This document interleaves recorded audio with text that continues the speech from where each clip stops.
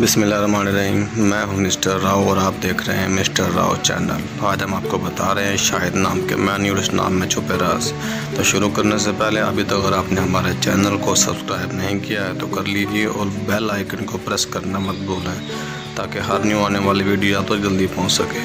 और वीडियो को लाइक ज़रूर कीजिए। तो चलो शुरू करते हैं। नाम है शाहिद, SHAHID शाहिद। शाहिद के मायने हैं महबूब, गवाह, हाजिर।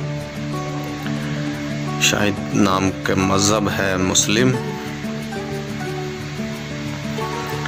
शाहिद का लकी नंबर है 4। शाहिद का लकी दिन है जुम्मा और हफ्ता।